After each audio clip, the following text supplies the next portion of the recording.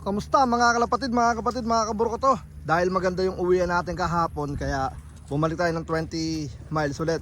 So, doon tayo nagtos ng nakaraan sa may Tamtam. Umabante lang tayo ng onte kasi marami naka-park ngayon doon. So, tara, let's go. Bali kahapon kulang tayo dalawa. So, ano yun, magandang ano na yun. Tawag dito, magandang balita na yun dahil hindi ganun karami yung ano natin. Mga din na pauwi. So tara, let's go. Abang time check, alas 10 ng umaga.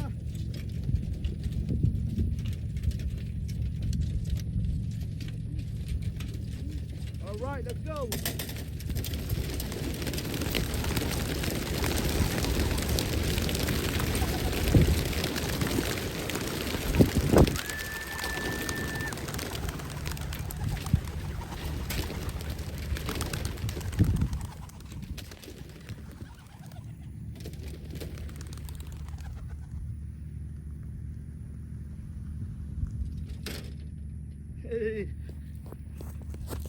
Okay, so meron na naman tong apat. Sila ulit yung kahapon.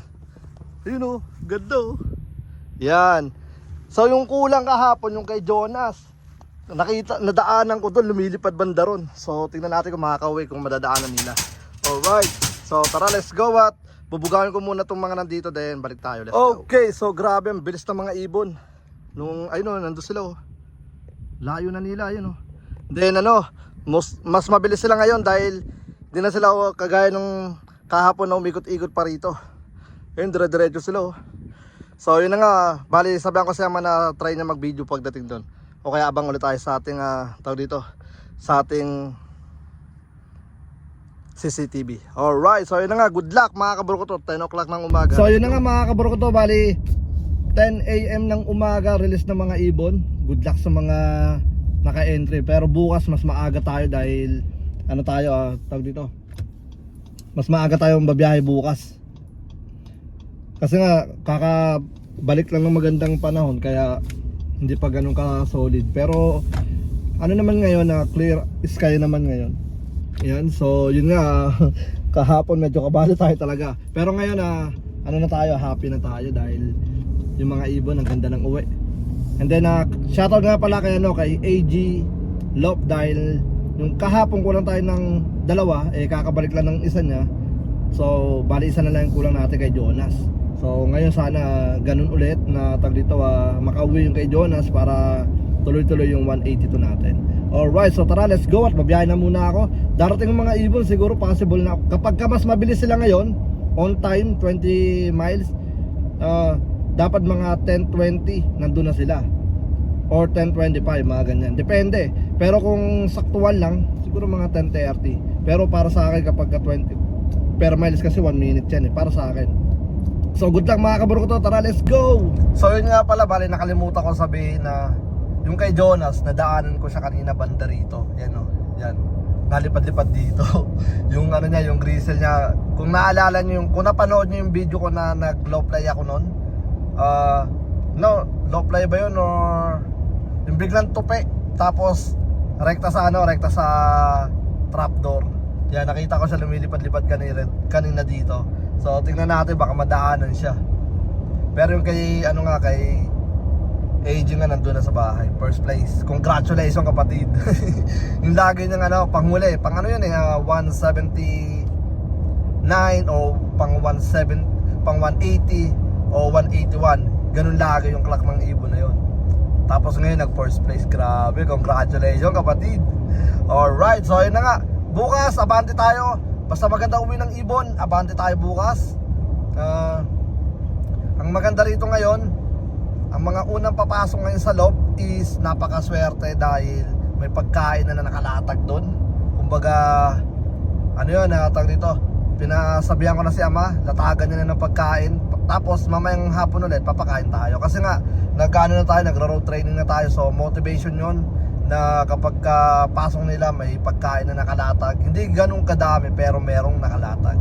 Alright, so yun na nga, shoutout sa lahat. Mamaya na lang ulit, let's go. So yun na nga mga kaburo ko to, bali dumating yung ibon natin ng 10:29. Grabe, paganda yung mga nila. Pag dito ang kanilang pag-uwi. So Tingnan natin mamaya-maya kung sino yung mga nag first place, second place, then shoutout natin. Alright, so drive na muna tayo. At medyo ano tayo, inaantok dahil nga nagtrabaho tayo. So tara, let's go.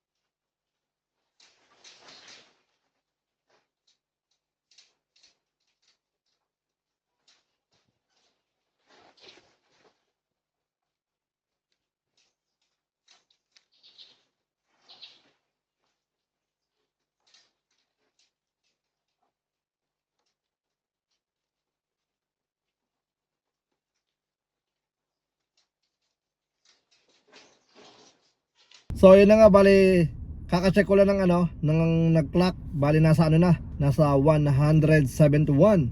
So siguro ano na naman, sunod-sunod na naman yung mga yon. And then mas mabilis pala sila kahapon kasi ngayon ang speed lang is nasa 11, kahapon 12. And then chinek ko yung ano, yung hangin, ano pala ngayon, right shoulder. So inaano sila, tawag dito, tinutulak sila pa right ng pakpak nila. Then siguro yun ang naging dahilan kung bakit medyo bumagal sila ng konti. Pero konti lang naman, siguro mga 2 to 3 minutes lang naman yung ano, yung tawag dito, yung binagal nila. Pero pinakamahalaga nandun yung mga ibon. So tara, let's go. At malapit na tayo, siguro mga 5 minutes na lang, sa bahay na tayo. So tara, let's go. Okay, so yun na nga mga kabro ko to. Bali ngayon lang tayo lumabas dahil kumain muna tayo. Siyempre galing tayo sa ano tawag dito, sa toast, kaya kailangan pahinga-pahinga rin. Yan sila, oh. Yan, yung mga ibon. Kumbaga, ano tayo ngayon, paligo. Kulang pa tayo ng ano, kahit yung mga dalawa o tatlo, yung mga ganyan. Pero nag-clock na ano na nasa 179, 178. Yan, 181 to. So, good luck mga kaburo ko to. Bali, abang-abang lang tayo. Tapos pagka lumitaw, gagawin ko, papasokin ko lang muna to, then buksan natin yung trap door natin. So si Amaya kasi naliligo, kaya tambay tayo rito. Sinabay ko na rin yung mga ibon. Yan, oh. Nakikipag ano pa pakiramdaman pa si Amaya, kulit nakaano pa yan, tag dito, nakayapak pa, wala pang wala pang tsinelas. Pinababayaan ko lang para masanay, dahil ganyan tayo dati sa Pilipinas. Yan, para mahubog. Pinakamaganda lang sa batang to, hindi siya mahilig sa gadget. Ayun na, naligo na sila, gagaya na yan. Ayun, gagaya na yung mga yan. Ganda, ganda ng mga ibon.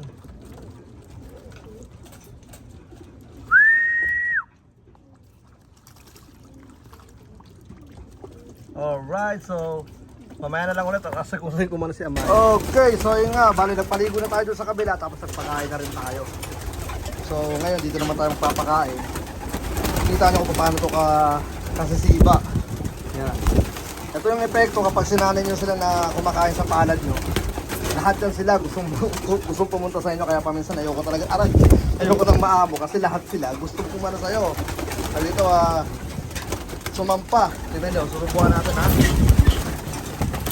Wag na. Nagkakagulo ang mga zombie natin. So ang gagawin natin, tara, let's go at magpapakain na tayo.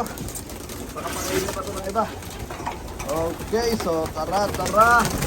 Grabe, oh. Zombie! Yung mga zombie natin. Lalo sa kabila. Grabe, tanga na, kahit pinapakain mo naman sila ng maayos. Yan. Tignan nyo, oh, di ba? Kasi ito yung ginagawa namin once a day lang silang kumakain. Tapos, ano ba dito? Supplement, yan. Mga oregano, grabe yung oregano talaga. So, kasi ko muna ito, mamaya na ulit. Tayo sa ano, mga fresh bird. So, number 1, RF Family Love. Number 2, Jonas Love. Docampo Love. Cantada Love. RYR Love. Chef Arlen Love. Noy Pilok. Randall Scott. RC Manoy's Family Love. Hugay Family Love. Towel 11. Golden Night Love. Filipino Bashir of Houston. Livestrong Love. Most Wanted Love. Rodriguez Love. No, live strong yan. Livestrong ba? Oh, sorry. Pinoy Pride Love. Mount Olympus Love. Castle Love. Jax Love. Jethro Love. Thunder Rising Love. Joy Love 2. AG Love. Angus Love. And Breakaway Love. P77 Love. Shoutout kay Amazing Grace. Shout out kay Amazing Grace. At kay Pinoy. Kay Punong Ministro sa Kalam. South Bamalaw. South Bamalaw. Tornapol Love. Tornapol. Marvelous Love. Oy, brother, J.A. Brothers Love. Nibus Love. Okay, and debut Love. So yun na nga, bale 1/4 hanggang ano na tayo, 45. 45. Okay, isama mo na si ano. At ang mga 3 star na saan. Isama mo na si Black At Star si Love Black and Star Love. Thunder Rising Love. Thunder Rising Love. So yun na nga, shoutout sa inyo. Yan muna, 50 na natin, 50. Sino pang 50? Hindi na magkita din. Ay, pang 50. Yung pang 50 na yun. Hindi, ibaba mo pa ate. Tataas mo pala. Okay na. Ay, Okay. Chef Andren. Yan, kay Golden. Halos lahat na yata sila dyan. So yun nga, shoutout at maraming salamat. Shout out to yung Punong Ministro Love. And then, yun na nga. Ayun yung mga ano natin, mga tag dito, nag-clock sa atin. May mga nagdoble kasi nga ano, tag dito, may mga tag dito, sabay-sabay eh. Kailangan talaga mapalayo sila para magkaiwan na sila. Pero tingnan natin bukas, Saturday, magtatos ulit tayo. Maghanap tayo ng ano natin, ng good spot bukas. So tingnan natin kung gaano kaano yung miles na iaabante natin. Yan, so yung mga ibon, kalmado lang, nakaligo na sila. And then, ang kulang na lang natin is isa for today, tapos isa nung kahapon. Shoutout kay Jonas, yung ibon niya kahapon, hindi pa rin umuwi. Si ano yun, si Grisel. Tapos ngayon naman yung kay Louie Rodriguez. Yan, so tingnan natin hanggang mamaya. And then, good luck. So sana makauwi na kagad para makapagpahinga pa sila. And bukas may sama ulit. Alright, so yeah, mga matibay, let's go.